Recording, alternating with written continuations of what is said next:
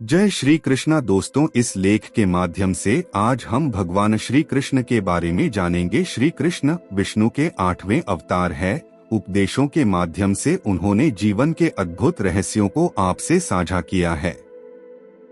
उनकी शिक्षाओं में छिपे हुए ज्ञान के माध्यम से हम जीवन को सकारात्मकता और ऊर्जा से भरने के लिए प्रेरित होते हैं, जो हमें जीवन की ऊंचाइयों और गहराइयों में मार्गदर्शन करते हैं।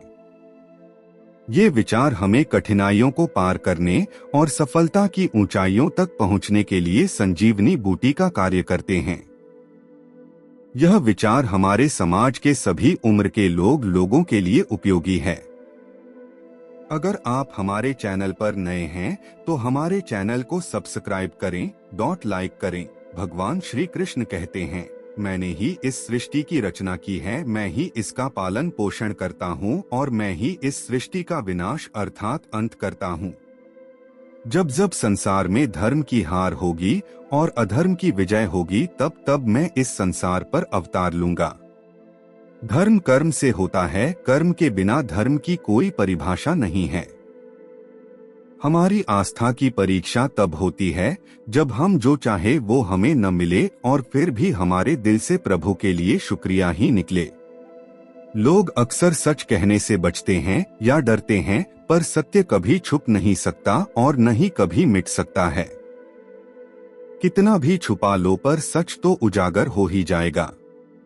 अहंकार से इंसान की प्रतिष्ठा, वंश, वैभव तीनों ही समाप्त हो जाते हैं। आत्मा अमर है, इसलिए मरने की चिंता कभी मत करो। आत्मा का अंतिम लक्ष्य परमात्मा से मिलन होता है। सत्य कभी भी नष्ट नहीं हो सकता। मौन सबसे अच्छा उत्तर है ऐसे व्यक्ति के लिए जो आपके शब्दों को महत्व नहीं देता। नर्क जाने के 3 द्वार हैं, काम, क्रोध और लोभ। आज यदि आपके दिन बुरे चल रहे हैं तो कल अवश्य ही अच्छा होगा। आप केवल निस्वार्थ भाव से अपना कर्म कीजिए। जो मार्ग ईश्वर ने आपके लिए खोला है उसे कभी भी कोई बंद नहीं कर सकता है। मनुष्य का जीवन केवल उसके कर्मों पर आधारित होता है। वह जैसा कर्म करता है उसका जीवन वैसा ही हो जाता है। जीवन में आधे दुख इस वजह से आते हैं क्योंकि हमने उनसे आशाएं बना रखी है जिनसे हमें नहीं बनानी चाहिए थी।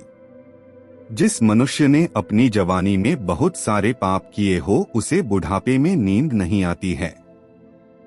इंद्रियों के वश में होने से मनुष्य के जीवन में केवल विकार और परेशानियां ही आती है।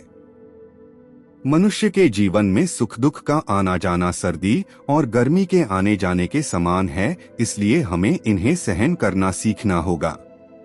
निर्बलता ईश्वर देता है, लेकिन मर्यादा मनुष्य का मन स्वयं निर्माण करता है। जीवन में मनुष्य को अपनी वाणी को संयम में रखना चाहिए, क्योंकि वाणी से दिए हुए घाव कभी भी भरे नहीं जा सकते। मनुष्य अपने जीवन में उनके लिए शोक करता है जो इसके योग्य नहीं है। बुद्धिमान व्यक्ति किसी जीवित या मृत के लिए शोक नहीं करता है। मैं हमेशा तुम्हारे साथ और तुम्हारे आसपास ही रहता हूँ, चाहे तुम कुछ भी कर रहे हो। जो हुआ अच्छा हुआ और जो होगा अच्छा ही होगा। स्वयं को मुझ पर छोड़ दो, केवल अपने कर्म पर ध्यान दो। कर्म ऐसा करो जो स्वार्थ रहित और पाप रहित हो।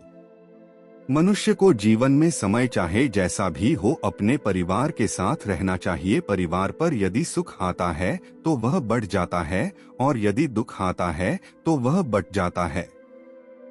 मनुष्य को अपने कर्तव्य के पथ से कभी नहीं हटना चाहिए। यह मूर्खता है, क्योंकि इससे न तो तुम्हें स्वर्ग की प्राप्ति होगी और न ही तुम्हारी कीर्ति बढ़ेगी। भगवान श्री कृष्ण कहते हैं कि सत्संग अर्थात अच्छे लोगों का साथ ईश्वर की कृपा से मिलता है, परंतु कुसंगति में पड़ना मनुष्य के अपने ही हाथों में होता है। राधे राधे दोस्तों।